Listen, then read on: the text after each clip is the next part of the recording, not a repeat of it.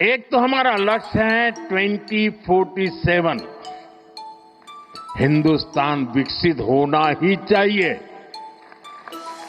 No compromise.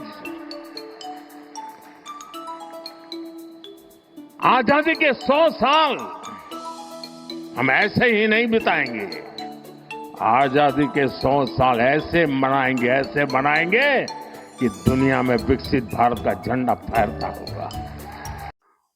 जिस सरकार से भारत के लोग ये उम्मीद लगा करके बैठे हैं कि वो भारत के लोगों को अच्छी जिंदगी, अच्छी हवा, बढ़िया शिक्षा और हेल्थ की व्यवस्था यानी कि हॉस्पिटल की व्यवस्था बढ़िया देगी, वो सरकार इस वक्त भारत के लोगों को क्या दे रही है।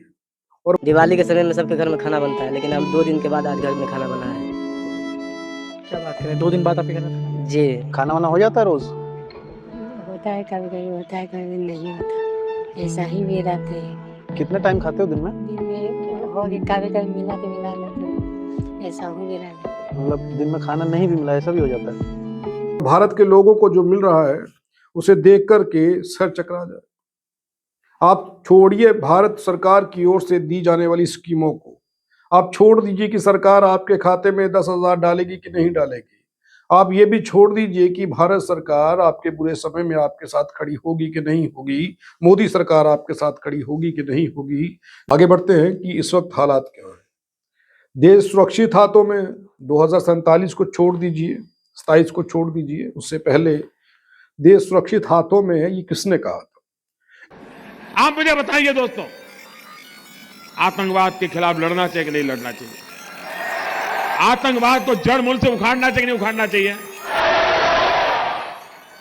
आप मुझे बताइए, कौन पार्टी है जो काम कर सकती है? ईमानदारी से बताइए, कौन कर सकता है?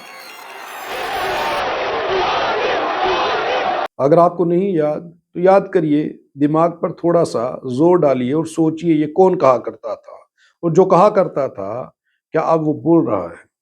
अगर नहीं बोल रहा है तो वजह क्या है?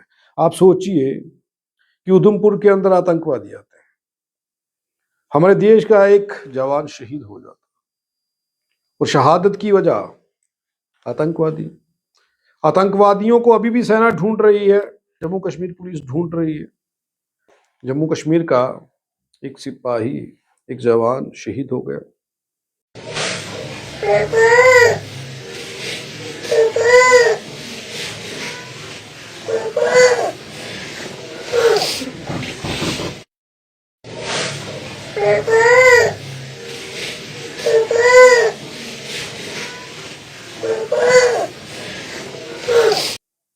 कितनी शहादतें और होंगी और इसका जवाब किसके पास है? ऐसी शहादतें कब तक होंगी, क्यों होंगी और क्यों हो रही हैं?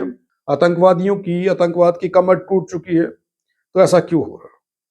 दूसरी बात कि उधमपुर में जो हुआ सो हुआ, मानसर में भी आतंकवादी या संदिग्ध व्यक्ति कह सकते हैं देखे गए। एक व्यक्ति ने यह कहा कि उनके पास बंदूक भी थी, उसने एक न्यूज पोर्टल को इंटरव्यू दिया।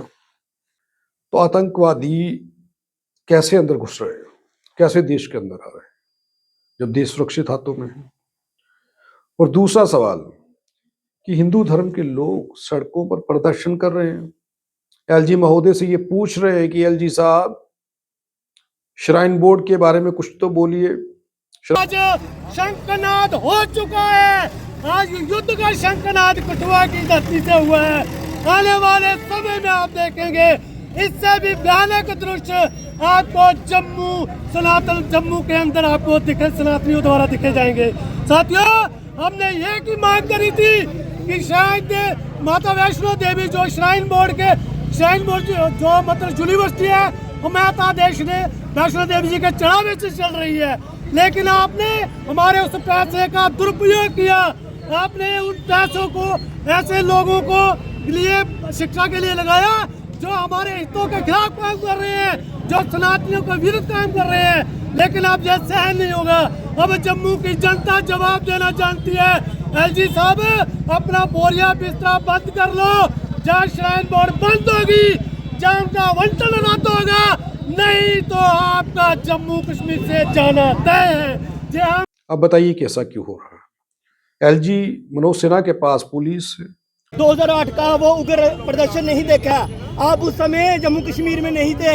अगर उसको देखना चाहते हो, जानना चाहते हो, तो उन लोगों को पूछो जिन लोगों ने उस आंदोलन को देखा, जो उस आंदोलन में जिन लोगों ने भाग लिया, तो आपको पता चल जाएगा कि जम्मू की जो हिंदू कम्युनिटी है उसका दम आपको देखने को मिल जाएगा। कल को ये ना हो कि आपको भी यहाँ से कुर्सी छोड़कर भागना पड़े।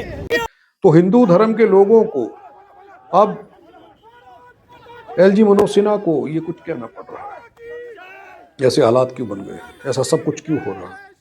आप सोचिए कि शुद्ध हवा नहीं मिल रही, पीने के लिए शुद्ध पानी नहीं मिल रहा, हिंदू राष्ट्र का सपना दिखाया जा रहा है, लेकिन हिंदू राष्ट्र का सपना देखने वाले उन्हीं लोगों को सड़कों पर प्रदर्शन करना पड़ रहे हैं। भाजपा के ही एलजी मनोज सिन्हा के खिलाफ प्रदर्शन उन्हें करना पड़ता है। वो ये लंबे समय से प्रदर्शन चल रहा है, तो एलजी साहब खामोश है, कुछ हो नहीं पा रहा। अब आप सोचिए, पीने के लिए शुद्ध पानी नहीं, सांस लेने के लिए शुद्ध हवा नहीं, लोगों के घरों पर पीला पंजा चल जाता है, छत भी तोड़ने का प्रयास हो रहा है। बड़ा कुछ हुआ है पिछले दिनों में, और आगे ना जाने क्या क्या होगा।